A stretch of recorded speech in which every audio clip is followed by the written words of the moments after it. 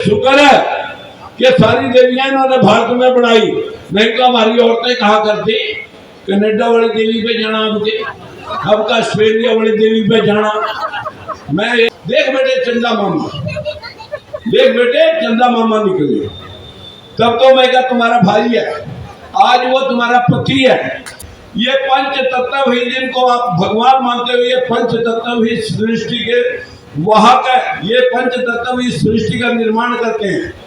वैसे भूमि, जैसे गगन, वैसे वायु, ऐसे अग्नि और वैसे नीर। भय गय वह ऐ न भगवान, जिसको हम कहते हैं कण कण में व्यापक है।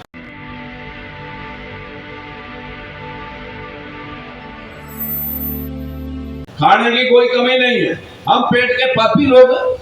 सबसे बड़ी बीमारी हमारी यही रहती है कि हम बस आधे तो खाना खा के खिसक भी लिए, वो ना पेट के दर्शन दे दिए उससे पहले। ये जो परंपरा है, इसी परंपरा ने इस बैकवर्ड समाज का नाश कर रखा। वो महापुरुष जिन्होंने अपना पूरा जीवन महात्मा ज्योतिराव फूले और बाबा साहब भीमराव अम्बेडकर ने पूरा जीवन लगा करके हम लोगों को जीने का इतिहास सिखाया, हम लोगों को जीने की राह बताई, लेकिन कहां हमने सीखा। इन लोगों से अपील करने के लिए आए कि कैसे लोग इंसान, जिन महापुरुषों ने आप लोगों को अपना पूरा जीवन इतिहास में एक ही ऐसा जोड़ा है जिसने पति और पत्नी दोनों ने समर्पित जीवन अपनी औलाद ना पैदा करके आप लोगों के लिए इतनी बड़ी company PPCC, Pune commercial construction company, जो टाटा बिरला से भी बड़ी जिसकी टर्नओवर थी, सब कुछ आपके लिए नाम पर दांव पर लगा दिया। उन्हीं की प्रेरणा स्रोत बाबा साहब भीमराव अम्बेडकर, जिनके वंशज यहाँ पर बैठे हैं। मैं भाई का धन्यवाद करना चाहूंगा भीमराव यशवंतराव अम्बेडकर जी का, शब्दों से नहीं दिल की गहराइयों से, कि आज उस अंश को हम पुनः आप लोगों को ये साबित करना चाहते हैं कि जो बाबा साहब लिखे गए थे वो 20वीं सदी अंधविश्वास किया और 21वीं सदी में बाबा साहब के शब्दों का स्वर्ण अक्षरों में लिखा हुआ है, स्वर्ण अक्षरों में लिखा हुआ है कि मेरा समाज जगेगा, अंधविश्वास छटेगा और हम राज्य के मालिक होंगे, जो गौतम बुद्ध अशोक सम्राट के समय थे। आज इस मंच पे विराजमान बहुत ही बड़े कर्णधार स्वामी प्रसाद मौर्य, हर रोज आप उनकी बाइट सुनते हैं, हर रोज स्वामी प्रसाद मौर्य जी की बाइट सुनने के साथ साथ आप उनके ऊपर होते हुए कटाक्ष भी देखते हैं। उन कटाक्षों की परवाह ना करते हुए, अपनी राजनीति की परवाह ना करते हुए, जो व्यक्ति संपूर्ण तौर पर आपके लिए समर्पित हो, मैं ऐसे भाई का धन्यवाद ही नहीं उनका स्वागत नतमस्तक होकर करता हूँ। हमारे बीच में सुमित्र रतन भंते, आप सभी को नतमस्तक होकर प्रणाम करता हूँ, आपका स्वागत करता हूँ। आप सभी से उम्मीद करता हूँ कि ये देश अंधविश्वास के नाम से लूट रहा है। ये देश, इस अंधविश्वास की जड़ें इतनी गहरी है कि यहाँ से छुड़ने के बाद भी जाकर के हमें डर लगने लग जाता है कि कहीं कोई देवी देवता हमारा सर्वनाश न कर दे। अरे मित्रों, हमारे देवी देवता जो 33 करोड़ थे वो हमें अधिकार नहीं दे सके। हम लोग बराबर में कुर्सी पे बैठ नहीं सकते थे, चारपाई पे बैठ नहीं सकते थे, मनुवादियों की बराबर में हम नहीं बैठ सकते थे, शिक्षा ग्रहण हम कर नहीं सकते थे। हम लोगों को पशुओं से भी बदतर जिंदगी जीने के लिए मजबूर होना पड़ रहा था, लेकिन 33 करोड़ देवी देवताओं ने जो नहीं किया, वो कल्ले महात्मा ज्योतिबा फूले जिसने शिक्षा दी, और एक बाबा साहब भीमराव अम्बेडकर जिन्हें तुम्हें वोट देकर के राज लेने का हथियार दिया। ऐसे व्यक्ति ये मानव नहीं महामानव है, महामानव थे।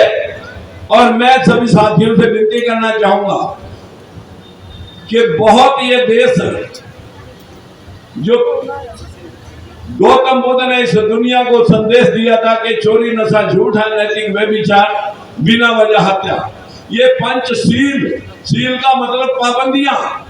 किसी की दुकान सील होगी, मकान सील हो गया, सील का मतलब पाबंदी। 5 पाबंदियां, नशा, चोरी, झूठ, अनैतिक व्यभिचार, बिना वजह हत्या। इन बातों को मानकर बराबरी के लिए जो काम करे, साथियों, उस आदमी को महापुरुष जीते जी और मरने के पश्चात लोगों ने भगवान माना। चाहे कबीरदास है, रविदास है, गुरु नानक देव है, गुरु गोविंद सिंह है, गुरु तेग बहादुर है, ईसा मसीह है, सोक्रेटिस है, पैगंबर मोहम्मद साहब हैं, जितने भी महापुरुष हुए जिन्होंने मानवता के लिए काम किया, साथियों, उनको जाने के बाद दुनिया ने भगवान माना। लेकिन रहते रहते नहीं माना। आज हमारे बाबा साहब हमारे बीच में भले ना हो, लेकिन उनकी प्रतिमूर्ति हमारे बीच में है। मेरी आपसे हाथ जोड़कर विनती है कि यदि आप चाहते हैं कि हमारा कल्याण हो जाए, तो ये जो मनुस्मृति के मुताबिक आपको जो कह रहे हैं कि वह शास्त्र पढ़ो, शास्त्र छोड़ करके, ये शास्त्र नहीं, ये शस्त्र है तुम्हारा गला रेतने के। संविधान पढ़ लो, शास्त्रों को छोड़ दो। जिन शास्त्रों में तुम्हें स्वर्ग और नरक के सपने दिखाए जाते हैं, ये तरक्की के रास्ते दिखाए जाते हैं। एक दिन मथुरा वृंदावन से 20-30 लोग मेरे पास आए इंटरव्यू लेने के लिए। मैंने कहा, भाई तुम तो शास्त्रों के ज्ञाता हो, ये पूरा देश स्वर्ग में जाना चाहता है, कोई भी व्यक्ति नरक में जाना नहीं चाहता, और सभी ने अपने माँ बापों के आगे स्वर्गीय लिखा हुआ है। मुझे लगता है अभी तक कोई नरक में गया भी नहीं होगा। मैं भी स्वर्ग देख के आना चाहता हूँ, जाने से पहले कहीं से रास्ता जा रहा हो, क्या मेरे को बताएंगे? बोला जी बता देंगे। मैंने कहा, पर पहला मेरे को ये बताना पड़ेगा कि मैं पिछले जीवन में और मौजूदा जीवन में स्वर्ग में था या हूं, पहले ये बताना पड़ेगा। बोला जी ये तो हम पिछला तो बता नहीं सकते, अगला रास्ता आपको जरूर बताएंगे। मैंने कहा, भाई अगला क्यों मैं मानूं आपका? जो पिछला जो हो चुका है उसे तुम बता नहीं सकते, अगला मैं कैसे मान लूं कि ये आप सही बोल रहे हो या सच बोल रहे हो, झूठ बोल रहे हो? मैंने कहा, फिर मैं बता देता हूँ स्वर्ग नरक की, मैं पिछले जीवन में स्वर्ग में था या नरक में। बोले जी बताओ। मैंने कहा, मेरी उम्र 70 साल, 70 साल पहले कहाँ था? अपनी माँ के गर्भ में। ये अंडरस्टूड है, इतना तो कन्फर्म है सबको। कहाँ से आया? बाप के मिलने से। उससे पहले मैं अपने बाप के खून में, शुक्राणुओं में था। शुक्राणु कहाँ से बने? खून से। खून कहाँ से आया? रोटी से। रोटी कहाँ से आई? अनाज के पेड़ पौधे से। अनाज का पेड़ पौधा कहाँ से आया? अनाज का पेड़ पौधा कहाँ से आया? जब 5 तत्व जिनको हम भगवान कहते हैं, जिनसे सृष्टि का निर्माण होता है। गौतम बुद्ध ने कहा कि कोई आत्मा या परमात्मा नहीं है, ये 5 तत्व ही जिनको आप भगवान मानते हो, ये 5 तत्व ही सृष्टि के वाहक है। ये 5 तत्व ही सृष्टि का निर्माण करते हैं। वैसे भूमि, जैसे गगन, वैसे वायु, ऐसे अग्नि और वैसे नीर। भय गय वह ऐ न, भगवान जिसको हम कहते हैं कण कण में व्यापक है। हवा है दिखती नहीं, गर्मी है दिखती नहीं, अंतरिक्ष है दिखता नहीं, पानी और मिट्टी दिखते हैं, लेकिन पानी को भी उंगली डुबो करके देखना पड़ेगा गर्म है ठंडा है। साथियों, ये 5 तत्व, मैंने कहा मैं उस पेड़ पौधे से पहले इन 5 तत्वों में था। मिट्टी में, पानी में, अग्नि में, वायु में, ब्रह्मांड में।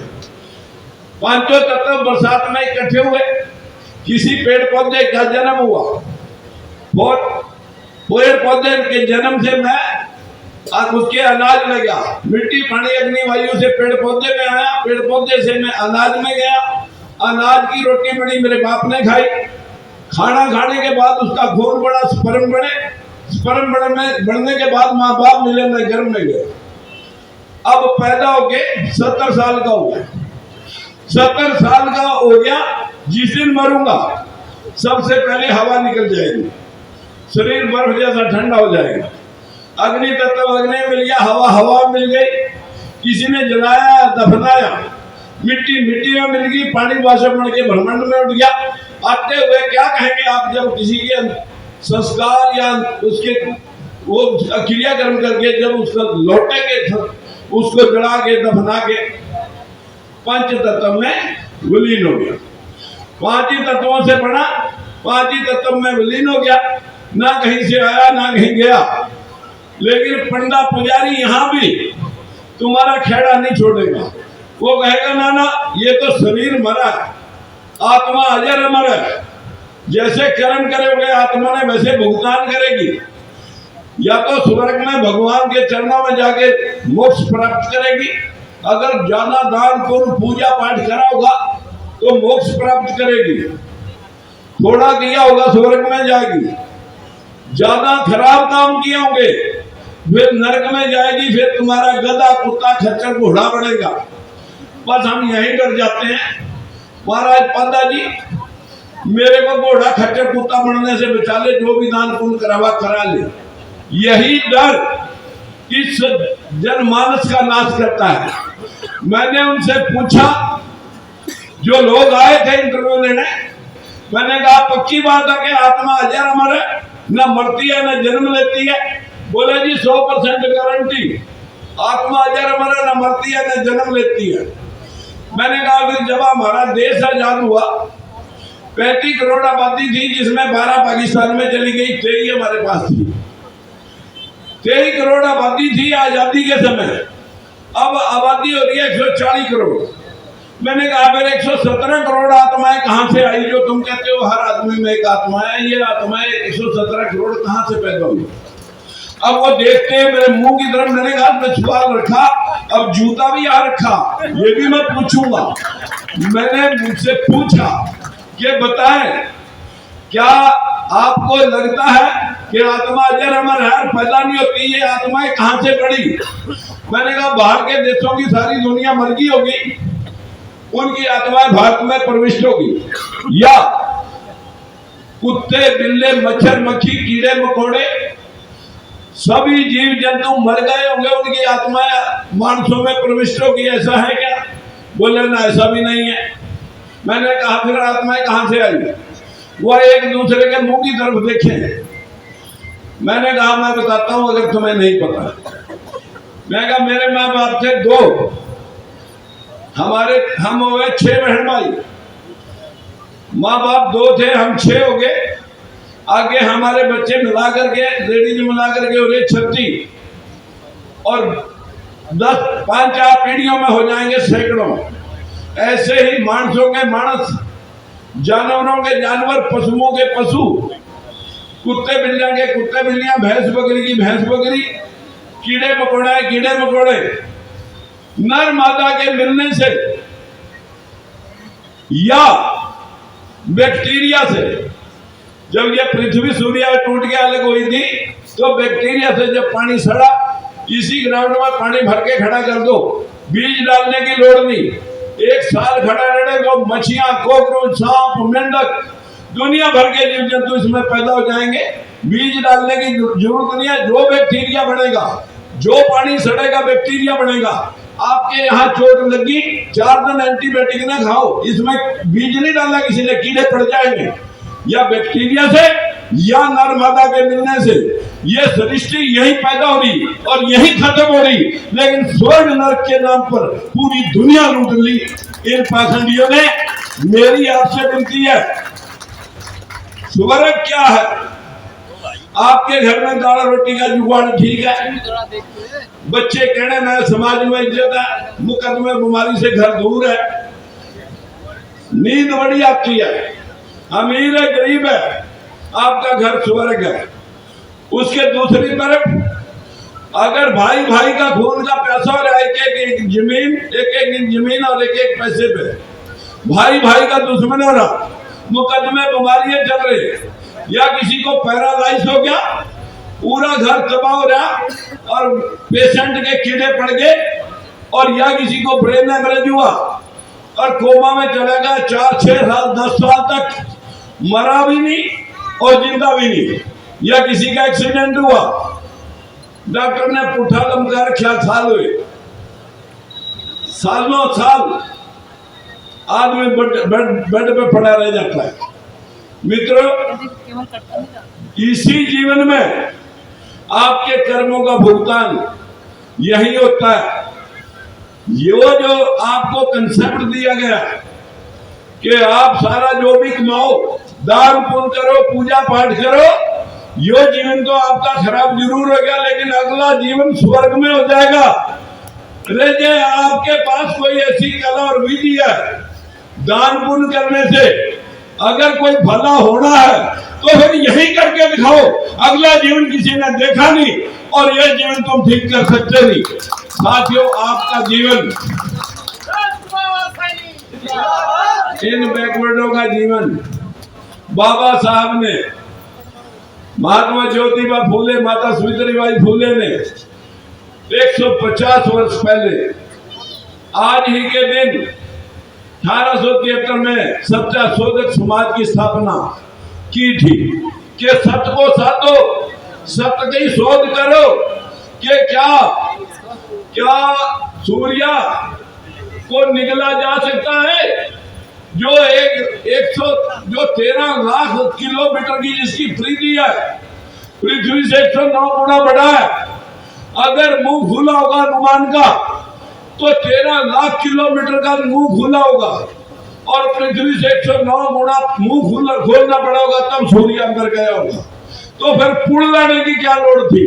31 किलोमीटर तो सारा रामेश्वरम, जब सारी पृथ्वी 109 पृथ्वी अंदर आ सका तो हनुमान को पुल लगाने की क्या लोड़ पड़ी थी? मित्रों, इस देश के अंदर आदमी की गर्दन पे हाथी की गर्दन लग सकती है।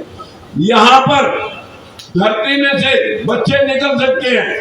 इस देश के अंदर कुशा से बच्चे बन सकते हैं, मैल से बच्चे बन सकते हैं, कान में बच्चे पैदा हो सकते हैं, मुंह से ब्राह्मण पैदा हो सकता है, भुजाओं से क्षत्रिय, नाभि से वैश्य और पैरों से तुम पैदा हो सकते हैं।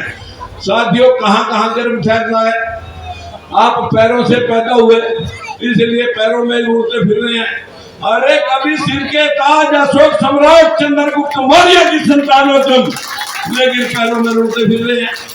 मेरी आप सबों से हाथ जोड़ के विनती है, उस इतिहास को मिटाने के लिए ये मनुवादी व्यवस्था, उस इतिहास को मिटाने के लिए मनुवादी व्यवस्था जो 2500 साल पहले गौतम बुद्ध ने इस दुनिया को संदेश दिया था, पूरा एशिया द्वीप जिसमें 16 गणराज्य थे, सभी बौद्धिस्ट हो गए, जिनको जोड़ करके धनानंद को परास्त करके चंद्रगुप्त मौर्य ने अखंड भारत का निर्माण किया, बिंदुसार ने विस्तार दिया, अशोक सम्राट ने उसे पूरे एशिया द्वीप के, जिसके आज 24 मुल्क हैं, पूरे एशिया द्वीप में फैला दिया और 83,000 स्तूप बनाए।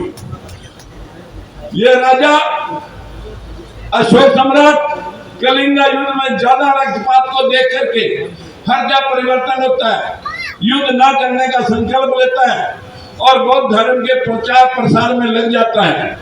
साथियों, उसके बाद जो 7 राजा और हुए उस वंश के, सुप्रीति, शाली, सुखदेव वर्मन, रघुवर्मन, ये जो आखिरी राजा बृहद्रथ मौर्य, उसके दरबार में एक पुष्यमित्र शुंग, जिसकी हिस्ट्री आपके मोबाइल पर पड़ी है, पढ़े, मौर्य साम्राज्य को खत्म करके कि मैं इन 10 दुष्ट राजाओं का खात्मा करने के अवतार लिया हूं, मैं यहां अवतार लिया हूं, और अपनी लड़की की शादी बृहद्रथ मौर्य के साथ करके सेनापति का पद लेता है, सेना अपनी भर लेता है और राजा का कत्ल कर देता है। डर लगता है कि यहाँ मौर्य मेरा कत्ल न कर दें। वहां से राजधानी अयोध्या 184 ईसा पूर्व बसाता है। 2200 साल पहले अयोध्या बसी। किस वंश ने अयोध्या पर राज किया?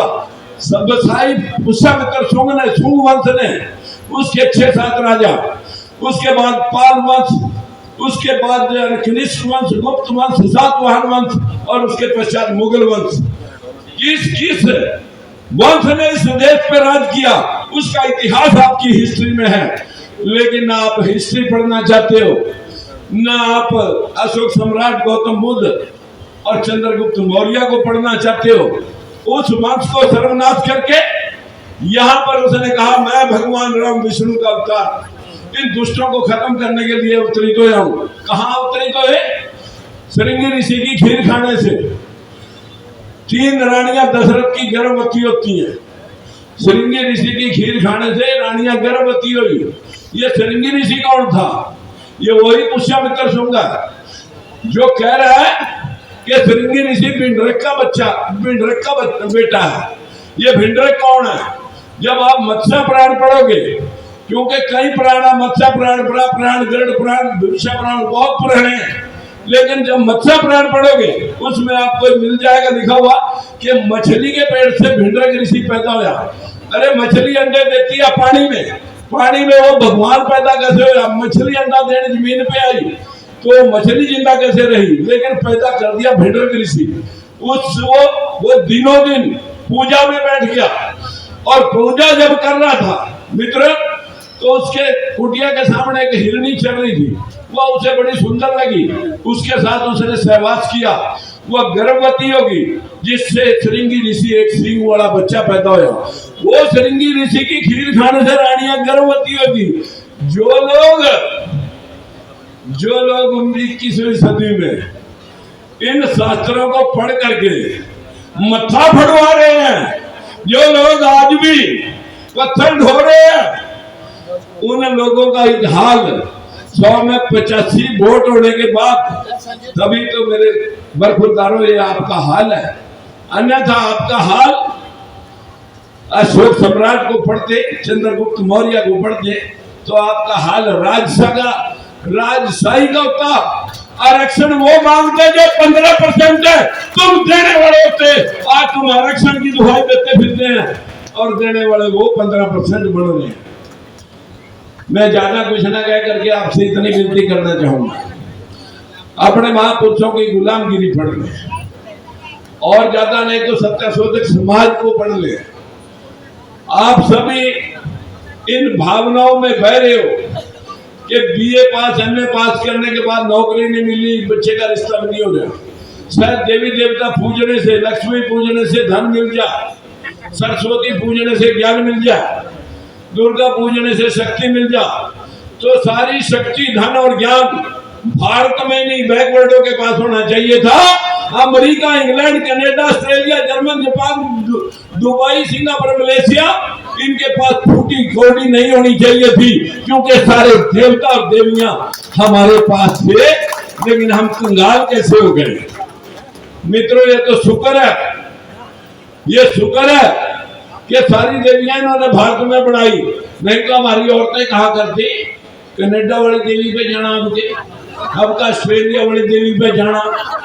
मैं एक दिन करवा चौथ पे घर चला गया, 3-4 दिन पिछले साल की बात है, अभी भी करवा चौथ आने वाला है। जब मैं घर गया तो मैंने घर वालों से कहा